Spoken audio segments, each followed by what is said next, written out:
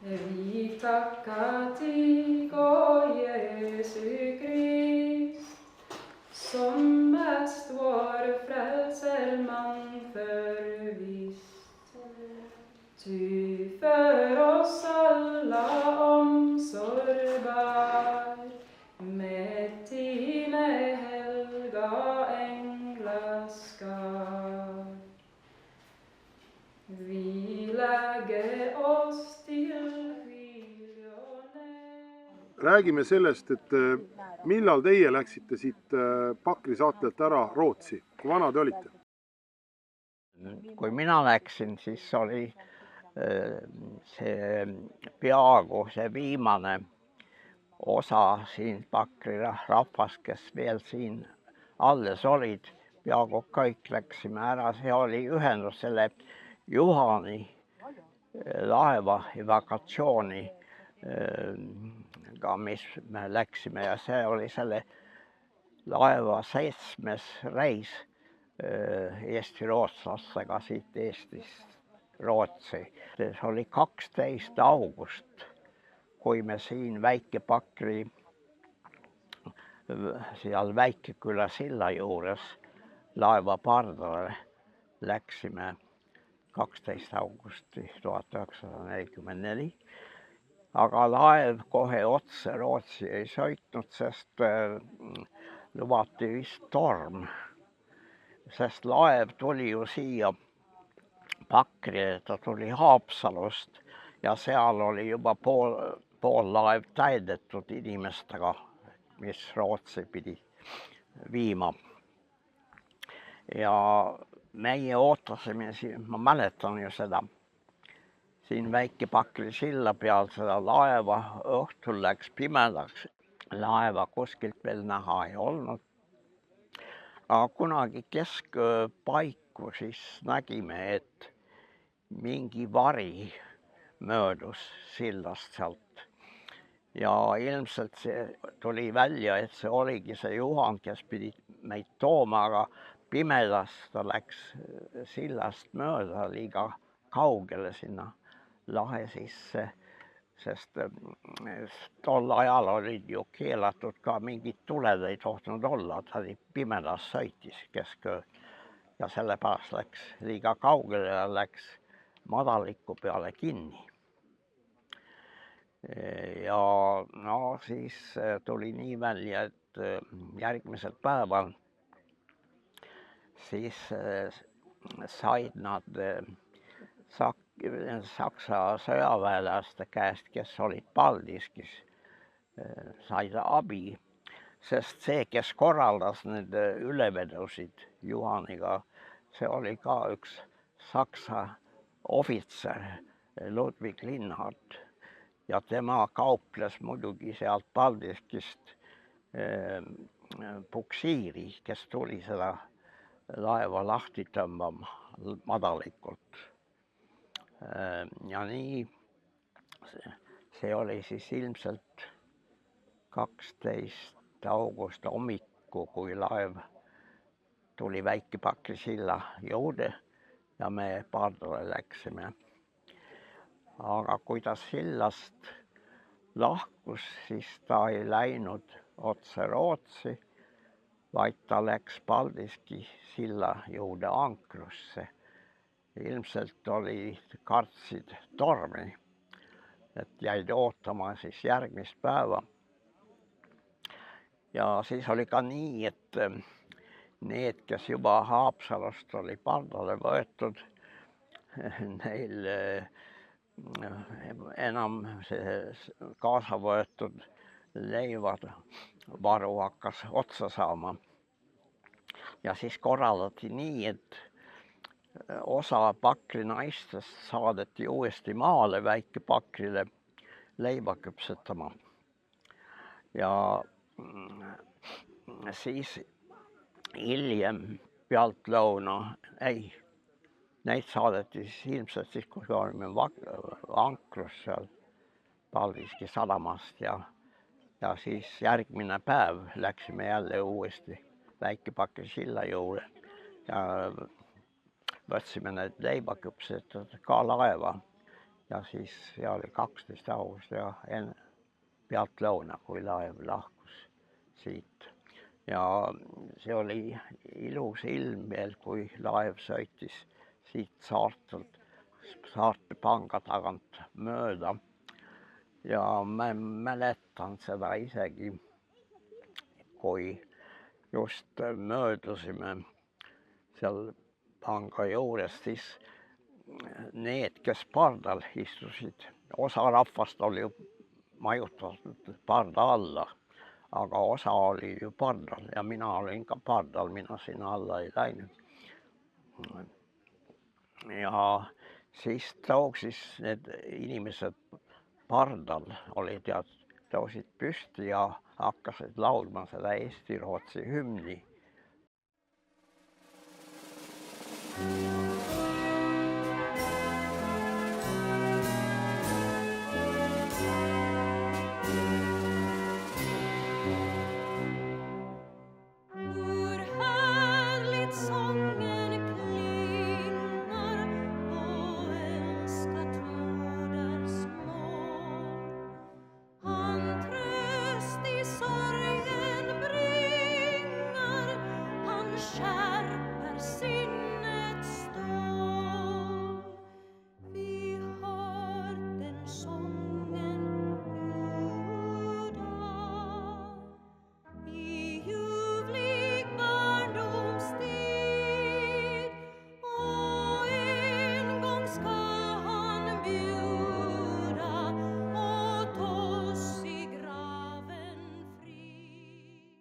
Kas see teekond Rootsi oli keeruline, kas oli tormine või te saite ja kus te Rootsis maabusite?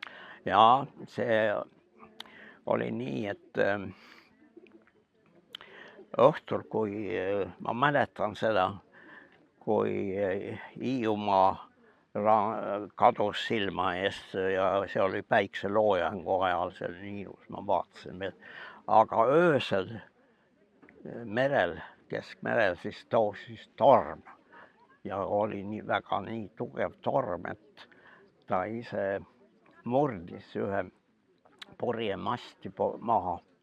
Aga see parandati kuidagiviisi, saadi seda korda tehtud, aga terve öö oli ju tormine ja niisamuti ka järgmine päev. See tähendab siis, et jah, 15. olime ka veel päeval laevas ja järgmine öö ka veel, sest 16. august saabusime varahommikul Rootsi randa Sandhamni juures.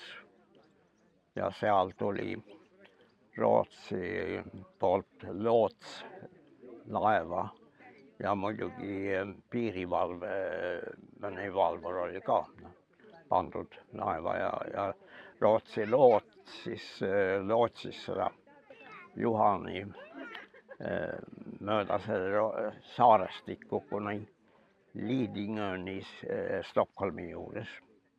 Ja seal läksime maale seal. Aga mida teie isa ja vanaisa on rääkinud väikepakri ja suurpakri kabeli kohta? No suurpakri kabeli kohta ehk see on rohkem. Tähendab, väikepakri siin oli puust kabel ja kunagi ehitati kivist torn. See oli ülemöödunud sajandil, aga mul ei ole nende aastaarvu meeles, millal seda tehti. Ja tehti veel mõnda remonti. Oli see 1909. aastal, ma hästi ei mäleta nende aastaarvu. Ja mina ise, kui ma õieti mäletan, olen ainult ühe korra käinud Väiksepakri kirikus lapsena vanemate seltsis. Vi tackar dig, o Jesu Krist, som mest vår frälserman förvist. Kabel on kindlasti rajatud viikingite ajal, sest ta ei ole külas, vaid ta on ehitatud nõndamoodi, et kaugelt oleks näha, et siin elavad kristlased. Kui sina oled ka kristlane, siis sa oled väga oodatud. Kabel oli puidust ja nõukogude ajal siis tehti seal sepa töökoda ja lõpuks pandi ka kabelit põlema. Et säilinud on ainult torni osa, mis oli kivist ja suurim ime on, et vana keskaegne altar on kõik seda üle elanud ja täna saime püüdseda armulauda sama altari kivi peal, kus on aastasadu seda tehtud. Vi tackar dig, o Jesu Krist, som mest vår frälserman förvist. Ajalugu on imelik, aga loodus on imeline. Kui me tulime tagasi umbes 30 aastat tagasi, siis see oli ju nagu ajakapsel. Me sõidame 700 aastat tagasi. Siin ei ole mitte midagi, mitte elu, mitte loomad, mitte majad, ainult see loodus nagu meie sugulased tulid 7 aastat tagasi. Ja me algame natukene vikadega kirves, ehitame natukene väike majad, teine saar. Et pärast me algame see lehma kasvamine. Need lehmad teeb need saared elus jälle ja ilus elu siin. Praegu meil on umbes 600 lihaveis siin. Väike pakker on lehmad ja suur pakker on pullid. Ja need teed ju mõlemad saared elus jälle. Et meil on ju natukene algus, nagu 700 aastat tagasi. Minu vanema sündis väike Pakri saar, jah. Väike Pakri Suurküla. Seal on minu juured. Isa sündis Rootsis ja mina sündis Rootsis ka. Ja mina algan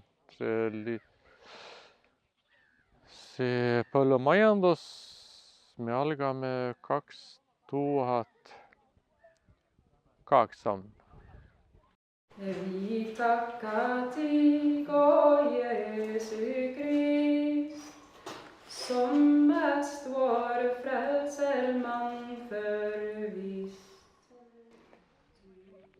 Mina sattusin Pakri saartele esimest korda sellise 12-13-aastase poisikesena, kui isa kaasa võttis mind reisidele. Isa Ainsarv, siis tema oli kontaktiks endistele Pakri rootslastele, et aitas neil saare peale tulla ja siin oma põliseid kohti üle vaadata. Ja tegime siin ka, lihtsalt tutvusime kohtadega, käisime koos endiste Pakri lastega siin ja tegime väiksemaid töid. Mäletan kahte suuremat sellist tööd, mis oli siis mitmepäevased matkad. Et üks suurem oli Suurpakril kabelimüüridele vöö valamine, et nad edasi ei laguneks ja teine oli 3 mälestuskivi toomine. Ja üks huvitav seik oli seal, ma arvan, et see oli see mälestuskivide toomise reis. Ja see oli siis mitmepäevane reis, me olime just olnud telkides ööbinud ja esimene hommik saare peal, ärkasime, tegime lõpke peal hommikukohvi ja isal oli ajaleht kaasa võetud, eilne ajaleht ja jäetud targu lugemata, et hommikul oleks hommikukohvi kõrvale värske ajaleht võetud, selline ettenägelik lüke ja siis ta sirvis selle ajalehe läbi ja ajalehe viimasel lehel on anekdoodid. Aga jah, anekdoodi sissejuhatuseks siis mõtleme ka selle konteksti peale, et 90-ndate algus, et maailm on avanemas, põgenenud pakrilased saavad tagasi tulla, samas meil on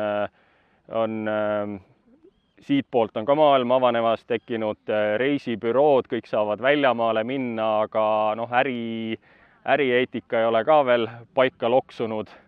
Ja siis on ajalehe lõpus on anekdoot, et mürsukillud ja pommilehterid, reisibüroo on meid jälle petnud.